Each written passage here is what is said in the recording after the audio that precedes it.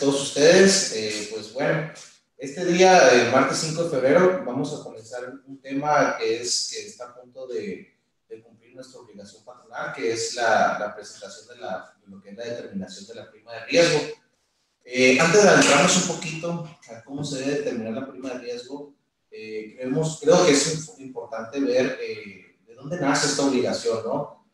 A través de qué información lo tenemos que basar para nosotros poder hacer esta determinación de la prima de riesgo. También es importante ver cuáles son los tipos de incapacidades que van a jugar para este tipo de determinación de la prima.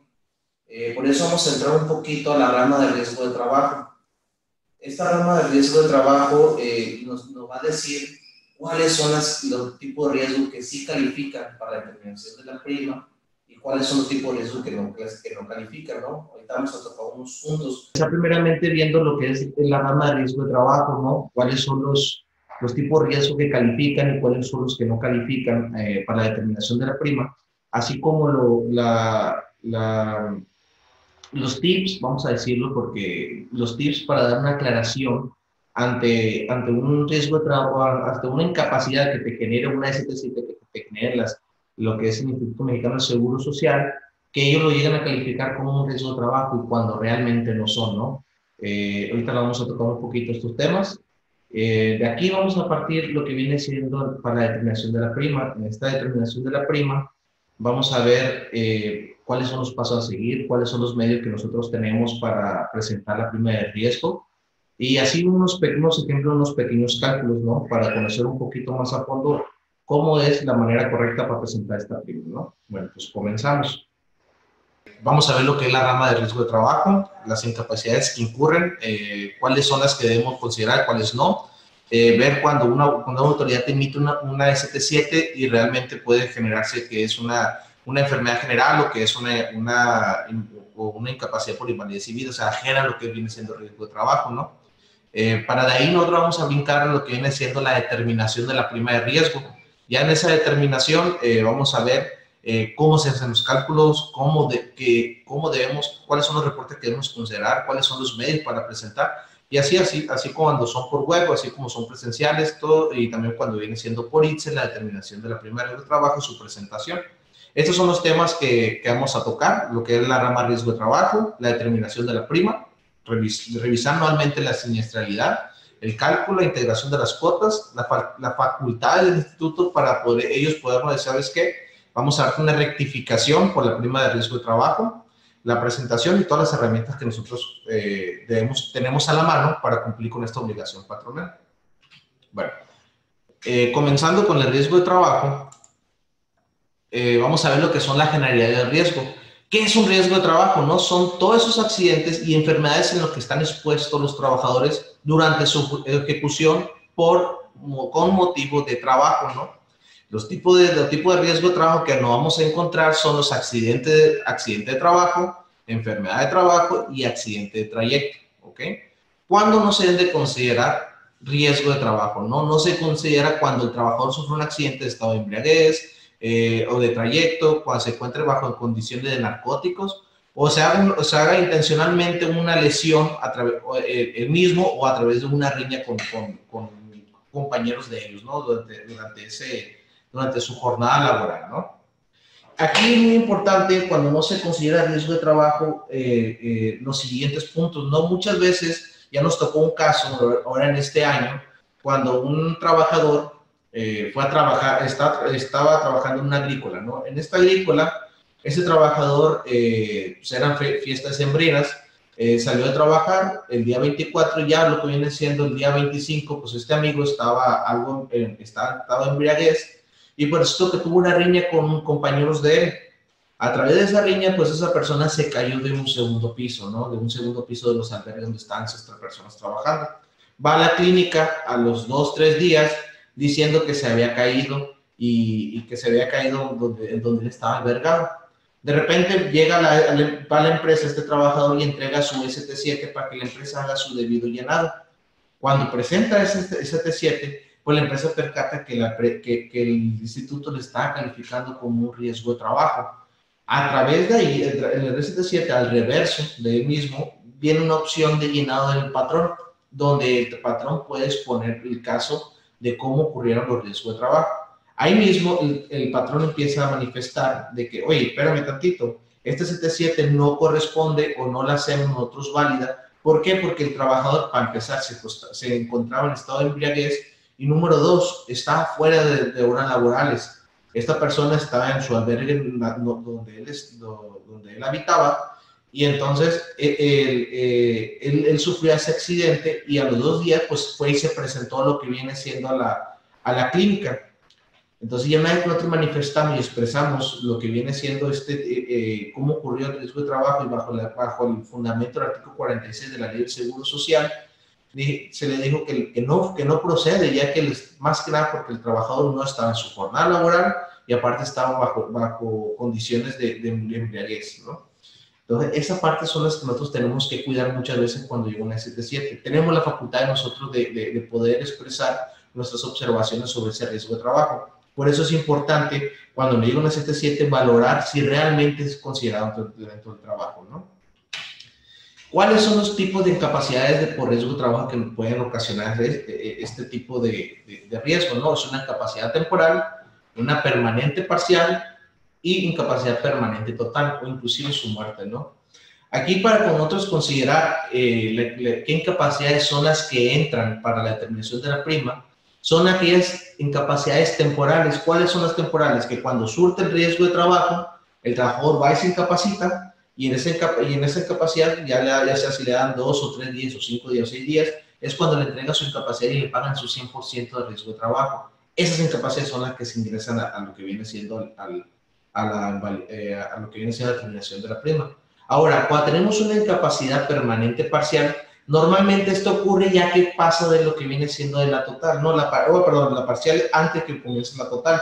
La parcial es cuando, ok, sufriste un riesgo, el instituto tiene la facultad de tener 2 años de valoración o tener al trabajador en tratamiento durante 2 años, y entonces cuando emiten la capacidad permanente parcial, el instituto les paga esa incapacidad en lo que es el trabajador entra en el proceso de recuperación.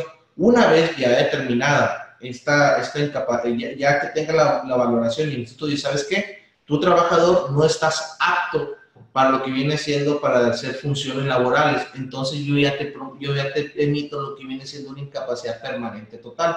O en su caso, ¿no? También puede proceder el permanente total cuando ya es una lesión muy extrema que está realmente, que puede realmente determinarse que el trabajo ya no está apto para sus labores, ¿no? En esta incapacidad permanente parcial es importante no dar de baja a los trabajadores, ¿ok? Más que nada por temas laborales y de demandas. El instituto, él puede proceder lo que viene siendo su incapacidad permanente parcial y el patrón lo debe mantener vigente. Lo traemos vigente hasta que el instituto dé la incapacidad permanente total. Una vez que es incapacidad, el patrón ya lo puede dar de baja, ¿no? Acuérdense que cuando comienza una incapacidad permanente parcial, esa no la vamos a considerar para el riesgo de trabajo, hasta que el instituto ya nos dé la definitiva, ¿ok? Y también las incapacidades que van a ingresar a nuestra determinación de la prima de riesgo de trabajo son todas aquellas que fueron terminadas durante el ejercicio, no que fueron emitidas durante el ejercicio, porque durante el ejercicio podemos tener, no sé, un ejemplo, ahora estamos en febrero, que en estos días un trabajador se me accidenta y sigue incapacitado, lo tienen incapacitado, y resulta que hasta enero del año que entra me dan lo que viene siendo ya su incapacidad total. Ah, bueno, entonces nosotros decimos que como esa incapacidad no fue terminada en este ejercicio, sino hasta enero del año siguiente, entonces esa incapacidad la vamos a considerar para la determinación de la prima hasta el próximo año en que terminó lo que viene siendo su incapacidad. Entonces es importante tener un registro de todas esas incapacidades emitidas por el instituto cuando ya tenemos la alta médica, ¿no? ¿Cuáles son las prestaciones que van a recibir estos trabajadores? Asistencia médica, quirúrgica, farmacéutica, servicio de hospitalización y aparato de prótesis y rehabilitación. ¿Ok? Toda esa asistencia el trabajador va a tener, todas esas prestaciones, disculpen, va a tener los trabajadores durante que estén durante una incapacidad por riesgo de trabajo. Aquí tenemos una gráfica donde más o menos se explica cómo cómo es el proceder, ¿no? Tenemos un trabajador donde tiene un accidente, el IMSS cataloga si realmente es un riesgo de trabajo o si es una enfermedad general, y entonces ya procede cuál tipo de incapacidad es la que le va a emitir, ¿no? La temporal, como comentamos, es un certificado de incapacidad donde da el 100% del subsidio con el que estaba cotizando el trabajador y posteriormente puede continuar trabajando, ¿ok? Lo que viene siendo la incapacidad permanente parcial se presta dependiendo del tipo de incapacidad que esta persona vaya a tener, ¿ok? Si es mayor al 50%, la pensión se calcula sobre el 70% de la pensión, ¿ok? ¿A qué me refiero? Nosotros, si nos vamos a lo que viene siendo una tabla que viene en la Ley Federal de Trabajo, donde cataloga cuáles son el tipo de porcentaje que un trabajador no está apto para trabajar, ¿no? Si este trabajador llega a sufrir un accidente y a través de esa tabla están valorando cuál es el porcentaje de incapacidad que tiene el trabajador, entonces entramos a qué tipo de incapacidad le van a otorgar, se le va a otorgar a esta persona. Entonces, si empiezan a acumularse todos los porcientos y esta persona está por arriba del 50%, entonces va a tener una pensión del 70%, va a tener una pensión del 70%. Si es menor al 25%, se indemniza por 5 años de pensión. ¿A qué me refiero? A lo mejor un trabajador perdió un dedo, el dedo chico el dedo chico de la mano, entonces esta persona a lo mejor le da una incapacidad, no sé, vamos a decirlo, de un 10%, ¿no? Si a esa persona le dio una incapacidad de 10%, el instituto, en vez de entregarle lo que viene siendo una incapacidad por lo que estuviera cotizando en ese momento, él revalora y empieza hace un acumulado durante 5 años cuánto realmente le hubiera pagado ese trabajador y de una sola exhibición le entrega esa pensión por 5 años, esa pensión de 5 anualidades. Posteriormente, el trabajador está apto para poder regresar a sus labores, ¿no? Si el trabajador, a través de su riesgo de trabajo, cae una valoración del 25 al 50%, la indemnización es optativa, ¿ok? ¿A qué nos referimos? Ok, vamos a decirlo, perdí una mano, la mano izquierda, ¿no? Pero yo estoy apto para lo que caiga una valoración, no sé, de un 35%, el instituto dice, ok, a través de esta indemnización, tú dices, trabajador, te lo pago por 5 años o te mantengo o te doy tu indemnización de aquí en adelante por el 25, por el porcentaje con el que estabas cotizando. Ah, ok, entonces el trabajador ahí es donde él decide si lo quiere todo un golpe o de aquí hasta que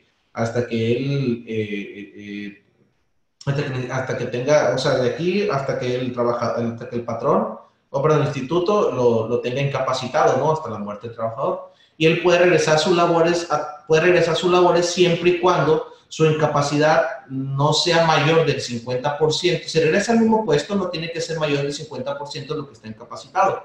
O puede regresar a la misma empresa laboral, pero haciendo otro tipo de labores, ¿ok?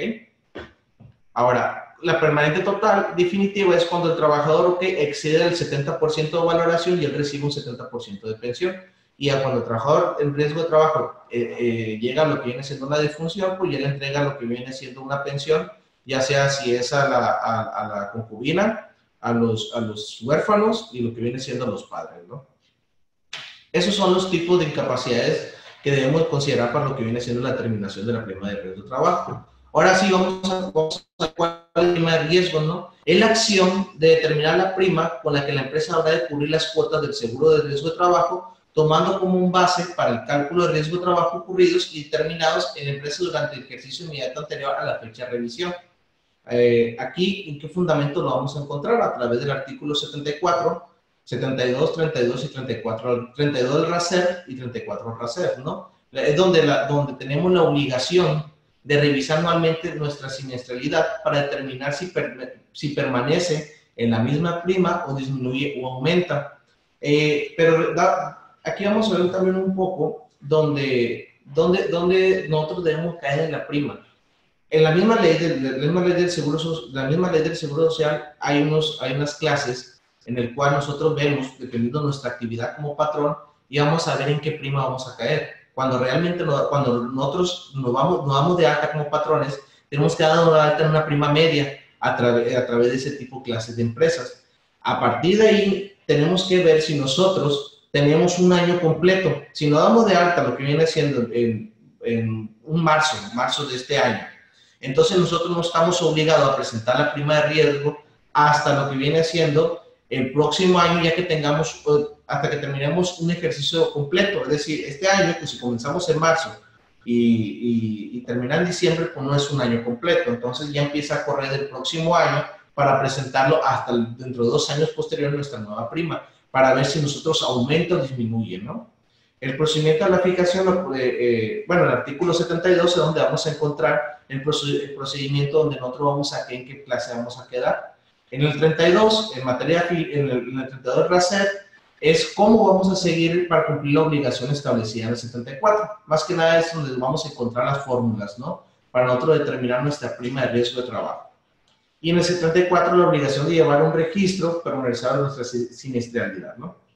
Aquí estamos viendo en estos 4 reglamentos cómo es que debemos cumplir para presentar la declaración de la prima de riesgo de trabajo. Ok.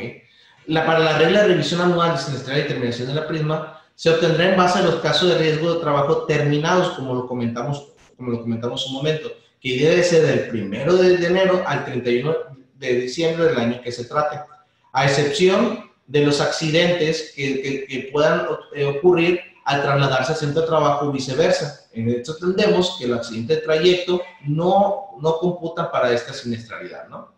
La terminación de la siniestralidad se considerará a la empresa multiplicando el factor 2.2 más la prima de riesgo, que es la prima de riesgo mínima, ¿no? Conforme al artículo 72. Ahora, hay un beneficio para los patrones para ver qué siniestralidad van a tener. Si los patrones están adheridos a un al sistema de administración y seguridad del trabajo por parte de la que es la Secretaría del Trabajo y Previsión Social, pues tenemos el beneficio de poder aplicar la prima del 2.2. Ahorita más adelante vamos a ver dónde esta prima afecta para la determinación de la prima. Si el valor, ahora, permítame tantito que me está tapando un poco esto. Ok. El valor obtenido se deberá expresar en porcientos y se comparará contra la prima de la cual la empresa cubre sus cuotas al momento de la revisión. Si el valor es el mismo, se considerará utilizando la misma prima. No estamos obligados a lo que viene siendo a declararla, ¿no? Si son diferentes, procederá la nueva prima, que podrá ser modificada aumentándola, disminuyéndola en una porción no mayor a 1% con respecto a la prima anterior. Nota, las modificaciones de la prima no podrán exceder los límites mínimos y máximos que serán de la prima mínima, que es el punto 5, y la prima máxima, que es el 15% de los salarios con el que estén cotizando los trabajadores.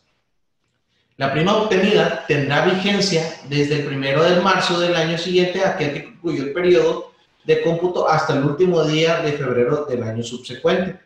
Ahorita vamos a ver cómo es que se determina, cómo es el periodo de computación y de qué fecha empieza a aplicarse lo que es la nueva prima.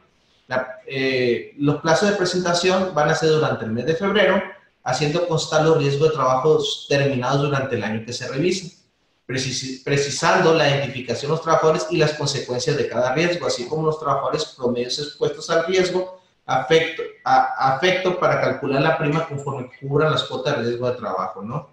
Aquí nos vamos a basar en cierta información que nosotros lo tenemos que tener a través de ese registro pormenorizado de la prima de riesgo de trabajo, ¿no? Ahora, aquí son los periodos de cómputo. Aquí podemos ver muy claramente cuándo es que nosotros debemos de tomar en cuenta esta prima de riesgo, ¿no? Nosotros vamos a tener que dar el periodo de cómputo de todas esas primas de riesgo que terminen de lo que viene siendo de enero al 31 de diciembre, para declararlas en marzo y que empecemos a pagar las cuotas de riesgo de trabajo a partir del 1 de marzo hasta el día 28 de febrero. Entonces, ahí es donde va a entrar la nueva prima. Revisamos un ejercicio completo para pagar de marzo a febrero del siguiente ejercicio. ¿Okay? La obligación de revisar anualmente la siniestralidad. Estamos obligados a presentar la determinación cuya prima determinada resulte diferente a la que venían cubriendo las cuotas del periodo inmediato anterior. Las empresas que son menos de 10 trabajadores que opten por presentar también lo que viene siendo la anual correspondiente. ¿Quiénes no están obligados? Empresas que estén recientemente inscritos en el instituto y que no hayan completado, que no tengan un año completo, ¿no?, de actividad. Patrones que al determinar su prima, esta resulta igual, tampoco están obligados. Ahora, las empresas que tienen menos de 10 trabajadores, siempre, no están obligados a presentarlo siempre y cuando opten por cubrir con la prima media. Aquí tenemos este tipo de circunstancias. Tenemos empresas que a lo mejor tienen 8 trabajadores y se abstienen de no presentar lo que viene siendo su prima de trabajo. Entonces, ellos siempre van a andar pagando su cuota de riesgo de trabajo a través de la prima media, según la clase en la que ellos en la clase en la que cae el patrón para cumplir con esta obligación. Entonces, aquí donde el patrón determina, bueno, si yo no presento, si yo tengo 8 trabajadores y mi prima va para arriba, entonces digo, ¿sabes qué? Yo me abstengo a no presentar la prima de riesgo de trabajo, ya que yo voy a presentar siempre con la media. O sea, tenemos ese beneficio, pero si nuestra prima va en disminución, pues aprovechamos el beneficio, declaramos la prima para que nuestra prima de riesgo de trabajo baje, ¿no? El registro pormenorizado, ¿no?, de la siniestralidad. Los patrones están obligados a llevar este registro, ¿no?, a fin de determinar su prima. Debe ser desde el inicio de cada uno de los casos hasta su terminación. Como les comentaba, si el año pasado comenzó una prima de riesgo de trabajo y terminó hoy en este año, pues esa prima de riesgo de trabajo lo consideramos para este ejercicio, para declarar el próximo febrero siguiente, ¿no? Debe establecer y operar controles de documentación e información que él genera, así como elabora el instituto. La información elaborada por el instituto se entrega al trabajador o a sus familiares para que se la hagan llegar al trabajador, con el fin de justificar sus ausencias al trabajo y el momento de recomporarse el mismo. Si el trabajador o su familia someten la entrega al patrón, este podrá solicitarla al instituto. Aquí viene un ejemplo, ¿no? Nosotros podemos solicitar al instituto todos esos documentos para nuestra determinación de la prima. Nosotros, muchas veces, los trabajadores van y se atienden lo que viene siendo sufrir un riesgo de trabajo en su centro de trabajo, van a lo que viene siendo a la clínica, le catalogan su incapacidad. Pues resulta que el trabajador no fue 2, 3, 4 días, pero le dieron su incapacidad, él fue y la cobró y nunca le avisó lo que viene siendo al patrón. Entonces el patrón ya no lo tiene dentro de su registro, no lo está considerando, ¿ok? Eso es cuando es un trabajador desobligado por el patrón. Entonces también el patrón tiene el beneficio de, a través de un escrito, poder solicitar lo que viene siendo su ST7, su ST2, su ST7, su ST8 y su ST9. Donde que el trabajador o familiares, o como les comentaba, omitan lo que viene siendo la declaración, omitan presentar al patrón esa incapacidad, el patrón presenta un asunto por escrito, se identifica el nombre del trabajador y el número de seguro social, y el instituto le da lo que viene siendo su expediente.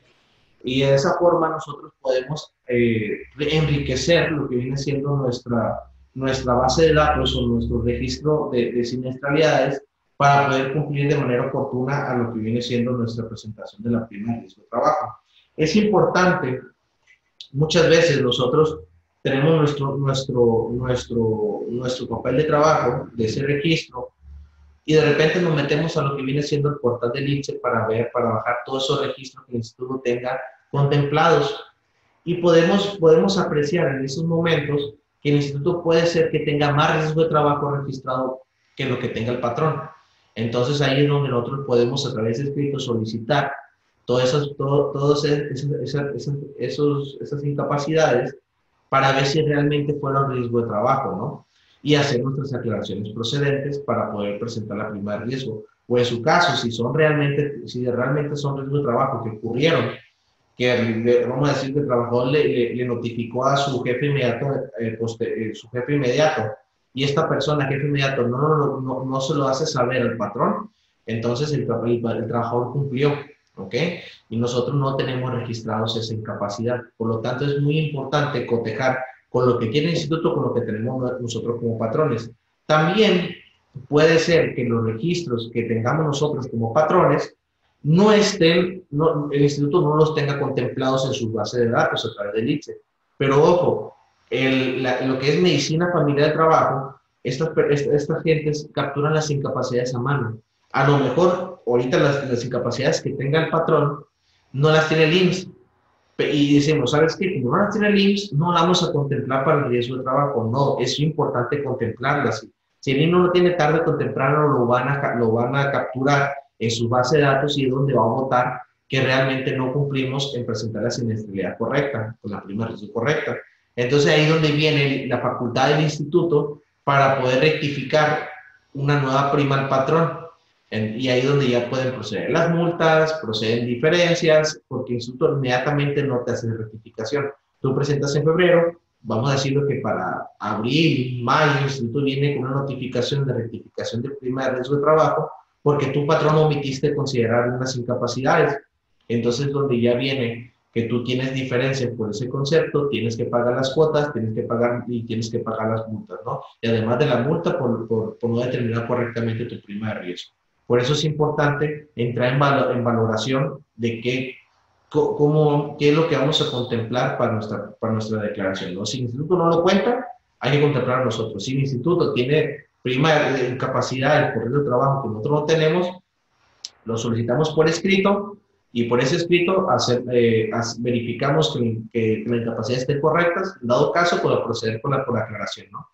Una vez que llegue esos créditos por diferencias de riesgo de trabajo, nosotros a través pues la misma ley nos contempla que podemos solicitar una aclaración de prima de riesgo, ¿no? A través del artículo 43, creo que es el 43 de la ley, y proseguir para frenar lo que viene siendo las multas, que es el 191 también de la ley. A través de estos artículos podemos detener y poder proceder con nuestras aclaraciones para que no sean exigibles esos créditos. Entonces, el instituto esos créditos los pasa en aclaración para que el instituto determine si realmente procede o no procede esa solicitud por el patrón.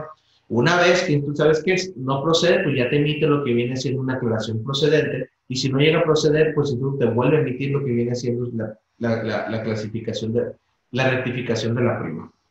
¿Ok?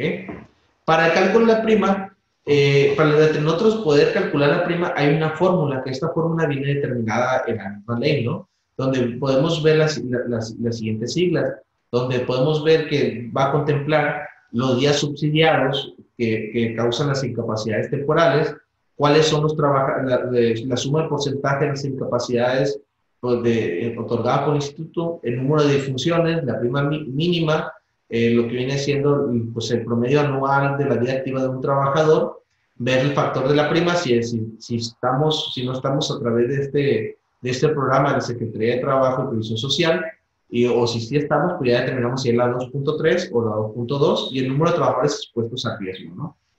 Aquí hay que ver lo siguiente, muchos patrones optan, dicen, oye, pasó un riesgo de trabajo, pero resulta que ese riesgo de trabajo dice, no hay que llevarlo a la clínica, porque si le vamos a la clínica, me va a aumentar mi prima y tengo que pagar más cuotas.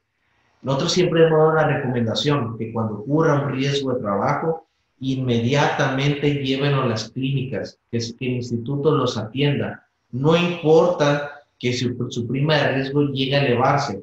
¿Por qué? Porque si el patrón opta por llevarlo con un particular a esos trabajadores, pues se está tomando la responsabilidad de que si el trabajador no queda bien, el instituto en ningún momento le va a otorgar una incapacidad temporal, una incapacidad total. Entonces ya es problema del patrón, en donde él ya tiene que hacerse cargo de ese trabajador. Ahora, si este trabajador se va y se atiende a través de las clínicas, al momento que ese trabajador ocurre ese trabajo, se atiende por la clínica, ya es problema del instituto todas sus incapacidades, o si el trabajador de plano ya llega a tener una incapacidad permanente total, pues ya es problema del instituto, no es para el trabajador.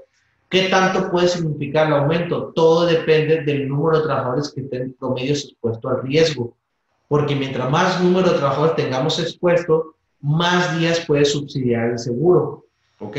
Entonces, tenemos que valorar muchas veces, bueno, los patrones valoran si realmente llevan al trabajador a que un particular o si lo llevan a lo que viene siendo a las clínicas. Recomendación, siempre llevan a las clínicas para que eso no sea problema para un futuro, que no sea un problema del patrón si este trabajador no queda apto para hacer sus labores, ¿no?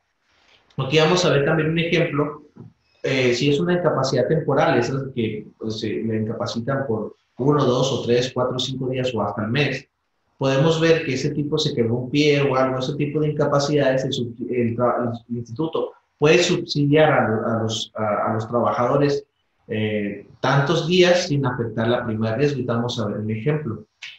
¿Ok? Ese es un ejemplo normal, donde tenemos una empresa que está en la fracción cuarta, para la clase 4, cuarta, fracción 309, donde ellos caen en la prima de riesgo del 3.185%, ¿no? Aquí vamos a ver que tuvieron días subsidiados de 484 días subsidiados y tuvieron un promedio de trabajadores expuestos a riesgo 743. Ya desglosando lo que viene siendo el cálculo de la prima, podemos ver que su nueva prima para declarar al siguiente, para empezar a pagar el nuevo ejercicio 2019 es de 0.91%. Entonces, si este patrón solamente puede aumentar o disminuir en un punto porcentual su prima, entonces estamos viendo que su prima obtenida está muy por debajo de lo que puede bajar. Entonces, como es un punto porcentual, solamente va a bajar al 2.185%, aunque su prima obtenida fue del 0.91%. Si se dan cuenta aquí en este ejemplo podemos ver que a lo mejor el instituto pudo haber subsidiado más días, ¿ok? Ahorita vamos a ver un ejemplo cuando es una empresa, por ejemplo, en este tipo de ejemplo donde es una empresa que realmente no tuvo ningún día subsidiado, tuvo 300 trabajadores expuestos a riesgo, pues siempre la prima va a salir con la prima mínima, que es el 5.5%. Entonces aquí vamos viendo cómo es de que de 0 días a 0 días subsidiados hasta 484 días, apenas aumentó al 0.91. Entonces hay que empezar a ver cuánto realmente puede subsidiar el IMSS sin afectar la disminución de la prima. Como en este ejemplo que vemos, como si este patrón tuvo el 0.5, es el mismo ejemplo, solamente puede bajar un punto porcentual. Que tenía la prima media, pues baja a un punto, ¿no? Aunque nosotros tuvimos lo que viene siendo la prima mínima. ¿Ok? Tenemos ahora sí un ejemplo de ver, oye, en este ejemplo vamos a ver cuántos días puede subsidiar el seguro sin afectar la disminución. Es el mismo ejemplo, una empresa que está en la clase 3, fracción 11, con la prima media que es 2.59%, tiene el mismo número de trabajadores expuestos al riesgo de trabajo, que son 300 trabajadores. El instituto aquí podemos ver que puede subsidiar 523 días. Entonces, ya desglosando lo que viene siendo la fórmula para la determinación de la prima, vemos que cayó el 1.598%. Aquí vamos, ahora sí que podemos apreciar que el instituto otorgó 523 días y realmente aquí podemos bajar todavía el punto por ciento, el 1%, el punto por ciento, el 1%, perdón, el punto porcentual, mejor dicho. Entonces aquí ya podemos ver que realmente no afecta. Entonces hay que considerar esas partes. Patrón, que no se vayan por el simple hecho de que si se va a atender en las clínicas del IMSS, me aumenta la prima. No, hay que ver cuántos trabajadores tenemos expuestos. A lo mejor tenemos un gran número de trabajadores expuestos al riesgo. Entonces, mientras más grande sea el número de trabajadores, más días puede subsidiar el instituto sin afectar lo que es la prima de riesgo de trabajo, ¿no? Y aún así, aunque aumente, es recomendable que vaya el trabajador y se atienda en la clínica, que no se atienda por fuera, para evitar problemas laborales en un futuro, ¿no? Si en dado caso un trabajador no queda bien para poder laborar. Ahora, para la integración de la cuota de riesgo de trabajo, ¿cómo realmente se determina el pago de las cuotas? Se agarra lo que viene siendo el salario base de cotización con el que está dado de alta el trabajador, se multiplica por su prima de riesgo y ya nos da lo que viene siendo las cuotas patronales. Si tiene, vamos a decir, se está cotizando con el clásico, ¿no? 104.52, esos 104 lo multiplicamos por la prima de riesgo y ya tenemos nuestras cuotas a pagar, ¿no? Eso es más que nada un ejemplo de cómo realmente afecta la determinación de la prima de riesgo para contribución de las cuotas, ¿no? ¿Cuáles son las facultades del instituto que tiene para rectificar la prima, no? El instituto podrá rectificar o determinar la prima mediante una resolución que se notificará al representante legal cuando la prima manifestada no esté determinada conforme a lo dispuesto en el reglamento. El patrón en su declaración manifieste otra prima o no manifieste su prima, perdón, o presente una declaración, o no presente alguna aclaración. Existe un escrito patronal manifestando el desacuerdo de la prima y este no sea procedente, ¿no? Esas son las partes en que esto puede tener facultades. Como producto de las resoluciones de determinación y rectificación de la prima de riesgo de trabajo, el instituto emitirá las multas por los supuestos siguientes: de no presentar la revisión anual, que es obligatoria, o presentarla en forma extemporánea con datos falsos o incompletos. Eso es lo que les comentaba hace un momento. Podemos no tener riesgo de trabajo que no estemos contemplando, entonces no estamos presentando la información completa, ¿no? Ahora vamos a ver cuáles son las formas de presentación que tiene el trabajador. ¿Cuál es la primera? Podemos presentarla a través de ventanilla en la subdelegación del IMSS cuando el patrón no use el SUA, ni ITSE para contar o que no cuenta con su firma digital. Y lo podemos presentar por internet a través de la página del IMSS, del ITSE, cuando se trate de archivos generados por el SUA. Aquí, porque hay patrones todavía, vamos a decirlo, que tienen 10, 15 o 20 trabajadores que se van a las subdelegaciones y solicitan su emisión y de ahí pasan a hacer lo que viene haciendo sus pagos. Entonces, pues, esos trabajadores no utilizan el SUA. Por lo tanto, ¿qué es lo que tienen que hacer? Tienen que hacer su presentación a través de ventanilla. Cuando son patrones que normalmente que son la mayoría de los patrones que ya usan lo que viene siendo el ITSE, ¿no? Generan todos sus archivos a través del SUA, sacan su relación de casos, trabajadores expuestos al riesgo, y para lo que viene siendo realizar el cálculo procedente, genera la carátula y pues se genera un archivo TXT, que es el mismo archivo, se sube lo que viene siendo al ITSE y el ITSE ya nos emite lo que viene siendo un acuse recibido, para el cual nosotros ya cumplimos nuestra obligación, ¿no? ¿Cuáles son los requisitos? Cuando es en ventanilla, tenemos que llevar el archivo, tenemos que llevar en un CD el archivo SRT generado por el IMSS, que es lo que lo comenta el TXT, para donde ya viene el monto de la prima, los formatos CLEM y CLEM 22 y la CLEM 22A, acreditación de la Secretaría de Trabajo y Previsión Social, si es que tenemos el beneficio de la prima del 2.2, credencial patronal, y tratándose de presentaciones temporales, un escrito libre mediante el cual se entrega la determinación de la prima. Por internet que tenemos que contar con la firma, generar el archivo que determina el SUA, enviarlo a través de ITSE y nos genera un acuse, como lo comentamos hace un momento, ¿no? ¿Cuáles son de las herramientas que tenemos? Existen dos herramientas para elaborar la determinación de la prima. Para la obtención de la determinación podemos utilizar en la página del web del IMSS, ahí viene una opción para nosotros poder alimentarla y poder generar nuestra determinación, o podemos utilizar el mismo SUA como lo comentamos hace un momento. ¿Cómo debemos obtener, elaborar y presentación de la prima? Tenemos que ingresar a la página del IMSS, donde se encontrará el hipervínculo al sistema con el que deberá elaborar la determinación, llenando las pantallas y archivos de captura para generar el archivo SRT, imprimir los formatos originales y copia y presentar la subdelegación del IMSS que corresponda, ¿no? Los formatos electrónicos se pueden generar mediante el SUA y enviarlos al IMSS por internet por ITSE, o bien imprimirlos y presentar la subdelegación del IMSS, ¿no? Muchas veces nosotros generamos los archivos. Ya nos tocó un caso el año pasado, donde intentamos generar la información a través del SUA, pero no nos dejaba subirlo a lo que viene siendo al portal del ITSE. A causa de eso, pues tenemos la opción de la ventanilla. Del SUA ponemos toda la información que ocupamos y ya no vamos a ventanilla y lo presentamos por ventanilla y sin ningún problema se pudo procesar y ya no da lo que viene siendo el acuse recibido, ¿no? Aspectos globales para determinación de prima del SUA, a través del SUA, ¿no? Tenemos que capturar todas las incapacidades de acuerdo al módulo de determinación del prima, ¿no? Si fueron incapacidades temporales, si fueron porcentaje de evaluación y revaluación o de funciones.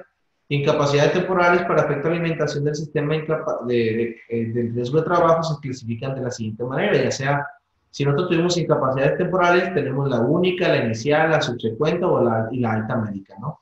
Es importante tener las altas médicas porque el SUA te determina los riesgos de trabajo terminados, las incapacidades por riesgo de trabajo terminados, hasta que nosotros capturemos la alta médica. Si no la capturamos, entonces no me va a dar la relación de casos expuestos para poder hacer la determinación de la prima de riesgo de trabajo. Por eso es importante que también tenga la ST2, ¿no?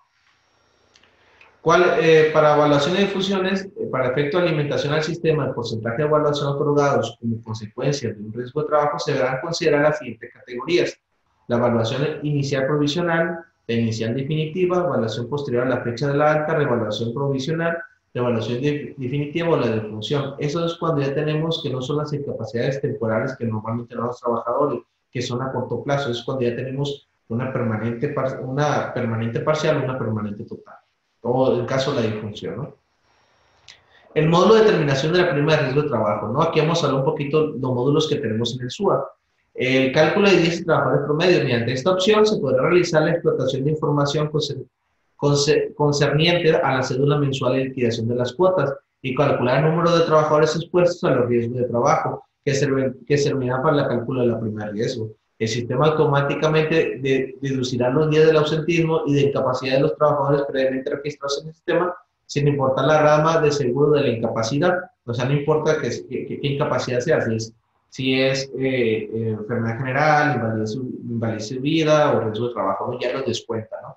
El cálculo de la prima de riesgo de trabajo, ese siguiente módulo. Ahorita vamos a ver un reporte donde los cálculos de días de trabajo en promedio, cómo lo genera el SUA. Ahora vamos a ver el cálculo de la prima, ¿no? O sea, a partir de la información que recibe el archivo de incapacidades y la obtención de cálculo de los trabajadores supuestos a riesgo, permite aplicar la fórmula establecida en el artículo 72 de la Ley del Seguro Social para determinar de manera automática la prima con aquellos patrones de cotizar al riesgo de trabajo. Se evita la realización de cálculos manuales y se reduce la posibilidad de errores. Se genera un archivo de datos con lo que resulta el proceso de determinación de la prima para su presentación del mes de febrero de cada año a través del INSEE. Esta herramienta del SUA muchas veces nos ha tocado, bueno, tenemos patrones que tienen divididos sus vamos a decir, ¿no? Tengo mis trabajadores de planta, tengo mis trabajadores, en el caso de las agrícolas, fijos del campo, trabajadores eventuales del campo, pues resulta que están en una misma prima, en un mismo registro patronal. Entonces no podemos utilizar la herramienta del SUA. ¿Por qué? Porque tenemos tantos trabajadores, nos va a dar un cálculo diferente en cada SUA que estemos trabajando. ¿Por qué? Porque los patrones eventuales, en los patrones del campo, tiene un beneficio del decreto, entonces aíslan a los trabajadores para manejar ahí 100% los trabajadores dentro del campo, y entonces cuando queramos hacer el cálculo de la prima, pues realmente tenemos que sacar la información de los 3 SUAs para alimentarlo a través de las herramientas que nos da el IMSS, a través del portal del IMSS. Entonces es importante, pues ahí ya no podemos quitar lo que viene siendo los cálculos manuales, ¿no? Ya no podemos utilizar el SUA. Cuando es un patrón que tiene todos sus trabajadores, todas sus incapacidades registradas en un solo SUA, pues sí podemos utilizar estas herramientas, ¿no? Para generar los archivos y presentarlos a través del IMSS. ¿Okay? ¿Qué reporte nos va a dar el SUA? Nos va a dar lo que viene siendo la determinación de la prima del seguro de riesgo de trabajo, la relación de casos de riesgo de trabajos terminados y los trabajos promedios expuestos. El último reporte nos va a mostrar los días cotizados por cada uno de los meses del año de revisión, deduciendo los días por ausentismo e incapacidad, total de días cotizados por años, el resultado de cálculo del número de trabajadores promedios al puesto de riesgo a considerar la forma de determinación de la prima. Aquí donde vamos a ver el ejemplo, donde los trabajadores podemos ver que tuvieron, en enero tuvo 49 días cotizados hasta el último día de diciembre que tuvo 62, tuvo un total de días cotizados de 717 días, lo dividimos entre 365 y ya nos da el número de trabajadores expuestos al riesgo, 1.9. Este es un ejemplo de un patrón que son pocos trabajadores, ¿ok? Pocos días cotizados. El reporte de riesgo de trabajo enumera los riesgos terminados y pendientes de concluir durante el periodo de revisión. Aquí ya podemos ver, oye, mira, me da un reporte, es decir, tengo ya los concluidos y cuáles son los pendientes por concluir, con la finalidad de que, mira, pues a lo mejor ya revisando, oye, eso que están pendientes, que me están presentando como pendientes, ya concluyeron. Entonces hay que solicitar las altas médicas a través del escrito libre para alimentarlos correctamente en el SUA, para llevar un control de todos los casos que tengamos de riesgo de trabajo, ¿no? Ahora, la carátula de determinación. En esta carátula muestra el resultado de la determinación de la prima de riesgo de trabajo, que tendrá vigencia a partir del 1 de marzo de que se hizo la declaración que tendrá vigencia a partir del 1 de marzo que fue presentada el último día de febrero, ¿no? Si la prima es igual, no se presenta, ¿no? La relación de casos de riesgo de trabajo genera la relación de todos los casos que se reflejan de manera analítica, los casos, para considerar para su prima. Estos documentos se deberán anexar a la carátula del formulario, ¿no? Aquí donde vamos a ver todos los reportes de riesgo de trabajo, ¿no? Donde tenemos dos trabajadores que inició en el 2018 y terminó en el 2018, son casos terminados y son los días, también nos dan cuántos casos fueron, cuántos fueron los días subsidiados y un porcentaje de incapacidad parcial o las disfunciones, y esta información es la que se alimenta a lo que viene siendo para la determinación de la prima. Este reporte también nos sirve para llenar lo que viene siendo la determinación de la prima a través del portal web. ¿Okay? Aquí tenemos la carátula donde viene el patrón, viene la prima anterior, vienen los días subsidiados, viene cuándo se presenta, a qué fecha surte efecto la nueva prima, y viene la prima para poder empezar a contribuir lo que viene siendo del 1 de marzo hasta el último día de febrero del próximo año, ¿no? Aquí viene, como les comentaba, pues esto es la relación de los casos. Como el mismo ejemplo, lo que le comentamos hace un momento, cuáles fueron aquí tenemos que son las fechas de las altas médicas, que son importantes para la determinación de la prima. Si no, SUA no lo contempla, ¿no? Ahora tenemos la determinación, eso es cuando lo genera el SUA. Si nosotros podemos dar por hecho que el SUA nos da todas las herramientas, las podemos presentar por ITSE, ya no ocupamos irnos a la determinación patronal web. Entonces, directamente lo podemos hacer de ITSE. Ahora, si nosotros tenemos en los casos de los patrones que tienen separado lo que viene siendo sus trabajadores por diferentes SUA, pues ya podemos utilizar esta determinación de web y tenemos que hacer pues, como, los cálculos manuales. ¿Okay?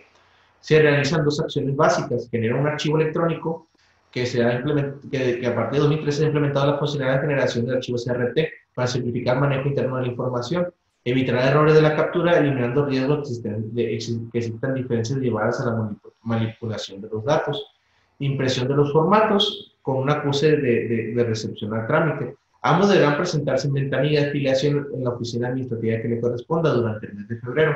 El sistema se ubicará, por ejemplo, ingresando a la página del IMSS, ¿no? La página web.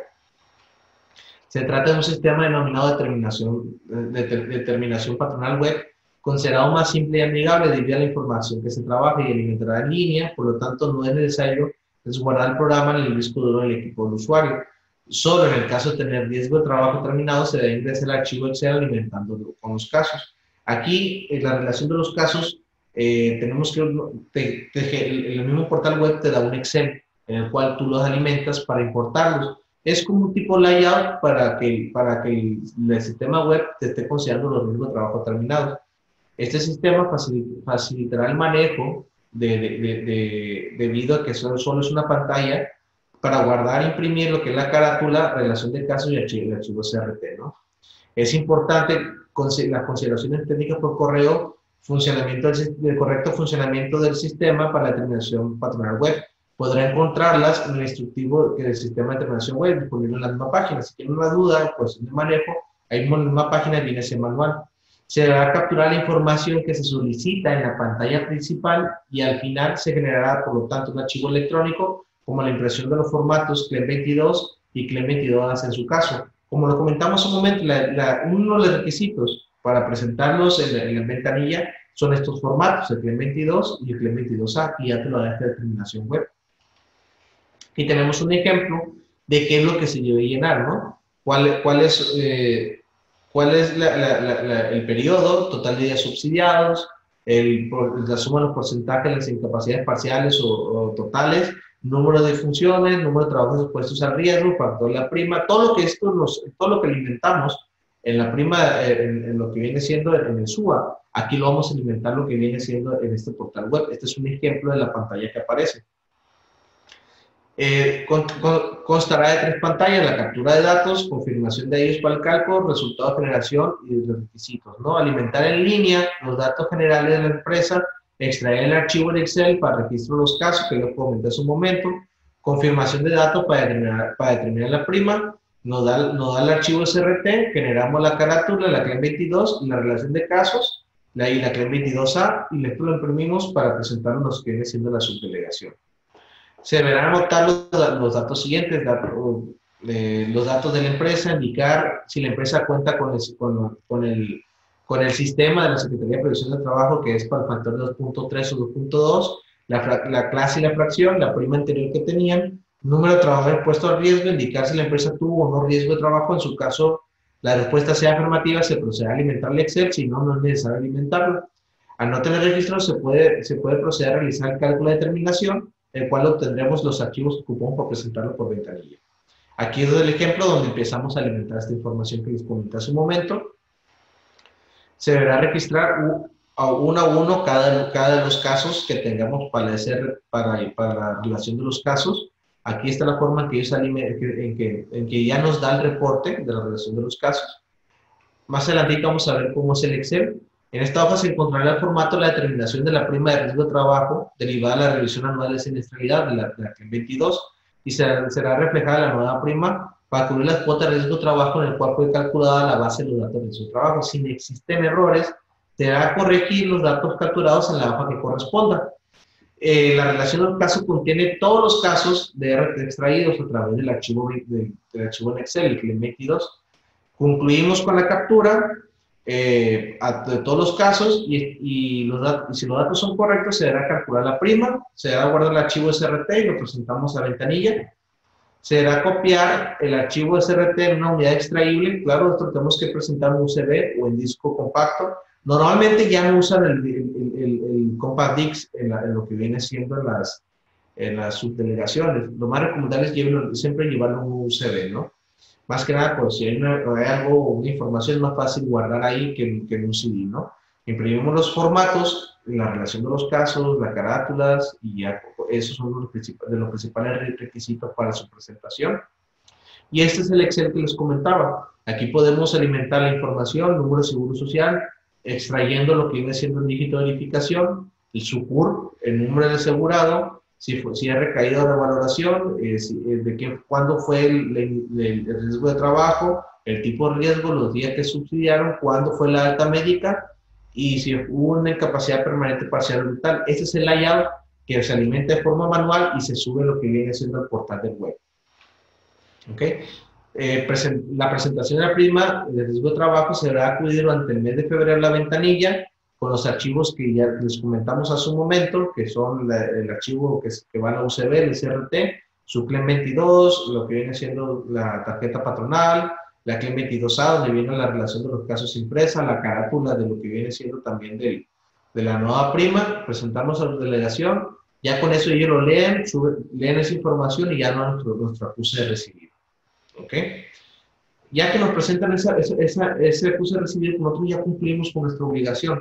Pero como les comento, siempre en la relación de los casos tenemos que tenerlos bien claros cuáles son los casos terminados y contemplar los que nosotros tengamos contemplados, así como los que no tienen registrados en el instituto. Y también verificar los que tengan registrados en el instituto para nosotros contemplarlos en nuestra relación de casos. Acuérdense que es obligación de lo que viene siendo el patrón de esta presentación. Si por lo tanto, cuando ustedes tengan trabajadores y vamos a decirlo, estén incapacitados, es importante pues ajustar un poco al trabajador y que él nos esté proporcionando esa información, porque luego es un caos, porque cuando le digamos solicitar a lo que viene siendo la medicina del trabajo de la clínica que le corresponde al trabajador o el hospital general de la zona, ellos no te dan la información inmediatamente. Tardan, si acaso, unos 15, 20 días en proporcionarte la información, el expediente de los trabajadores que tú vas a considerar para tu prima de riesgo de trabajo. Por eso es importante no dejarlo para lo último. Es de que constantemente, no sé si gustan cada 2 meses, cada mes, andar analizando si esos trabajadores ya dieron sus altas médicas. Por eso es importante siempre estar atrás de ellos, porque normalmente los trabajadores, ¿a qué van? Van a la clínica, me dan mi incapacidad, me dieron, yo fui y la cobré y ya, hasta ahí llegó. Ellos no lo dan por su alta médica, no se le entregan al trabajador, al patrón, perdón, y entonces cuando nosotros podemos caer en omisiones y por lo tanto el instituto tiene la facultad de poder hacer una rectificación de la prima y con ello las multas que proceden, ¿no? Es importante cuidar toda esta parte. Bueno. Por conclusión, en el desarrollo de las actividades diarias de los trabajadores, estos siempre están expuestos a una serie de riesgos y accidentes de trabajo, ya sea dentro de las instalaciones del centro o en trayecto de su casa al centro de trabajo, así como de regreso. Conocidos estos dos últimos como accidente de trayecto, por lo que es importante identificar y llevar el control pormenorizado de los riesgos de trabajo terminados y los riesgos que aún siguen vigentes para tener una certeza para el cálculo de la prima de riesgo de trabajo y su correcta presentación. Estos tipos de riesgos están contemplados en el Instituto Mexicano de Seguro Social conforme a la clase y actividad preponderante de los patrones, y esta prima solo podrán aumentar o disminuir como máximo un punto porcentual partiendo de su prima media. Las contribuciones de riesgo de trabajo son meramente de los patrones y se pagarán conforme al cálculo correspondiente al salario básico de cotización del trabajador por el factor que resulte de la nueva prima. Por eso mismo, muy importante tomar en cuenta el debido control de las incapacidades terminadas y evitar los paradigmas de que si un riesgo de trabajo terminado aumentará la prima de riesgo, y ya que depende de los días, ya que esto depende de los días que tiene el instituto para ser subsidiados por las incapacidades temporales o totales de funciones y los trabajadores expuestos a riesgo. Mientras más sea el promedio de trabajadores expuestos, el instituto podrá subsidiar más días por riesgo de trabajo sin afectar la disminución de la prima de los patrones. Como les comentaba, es importante analizar, dicen los patrones, bueno, cómo yo puedo basarme para ver si puedo llevar un trabajo, si llevo un trabajo al riesgo de trabajo, si realmente va a aumentar o no va a aumentar. Un ejercicio anterior dice, a ver, ¿cuántos trabajadores me resultaron expuestos el año pasado? Es un ejercicio muy fácil. No, pues me salieron 800 trabajadores expuestos a riesgo en mi promedio. Entonces, hacemos un cálculo con promedio de 800, vamos alimentando cuántos subsidios, cuántos días puede subsidiar el cálculo hasta que nos diga, ¿sabes qué? Si usted es una prima del media y para bajar un punto, el instituto me puede subsidiar, no sé, 600, 700 días. Oye, pues entonces si un trabajador se me cayó y se golpeó una pierna, a un riesgo muy simple, después se atendió, le dieron 5 días, a otro le dieron 20, a otro le dieron 30, pues ahí vamos sumando realmente cuántos días va a subsidiar el seguro. Y entonces podemos apreciar más claramente si realmente va a aumentar o no aumenta mi prima. Pero independientemente de eso, es recomendación siempre que los patrones, por cualquier riesgo de trabajo, lleven a sus trabajadores a las clínicas. Es mejor que el instituto se haga cargo de ellos, que el patrón tenga problemas laborales en un futuro por llevar a los trabajadores con particulares a que les atiendan su riesgo de trabajo. Muchas veces pueden tener una quebradura de pierna, pero puede ser que queden, vamos a decir, los rengos y no puedan dar labores, no pueden hacer las labores que venían haciendo anteriormente. Entonces, este trabajador empieza a exigir, ¿no? Pues yo quiero la incapacidad que me correspondía, ya sea que sea parcial o total. Entonces, el patrón es donde ella entra con conflictos laborales y puede tener esta demanda por los patrones, por los trabajadores, perdón. Pues bueno, esto sería todo por mi parte. Espero poder haber sido lo más claro posible. Igual tenemos varios especialistas en la materia, todas las sucursales. Si ustedes, patrones, llegan a tener una duda, si llegan a tener una duda cual que quieran sobre su correcto proceder para cumplir con esta obligación, con mucho gusto lo podemos atender. Aquí con mucho gusto los aclaramos. Sin ningún problema, ¿no? Sin más por el momento, pues que tengan un excelente inicio de semana y pues aquí estamos para servirles. Muchas gracias, hasta luego.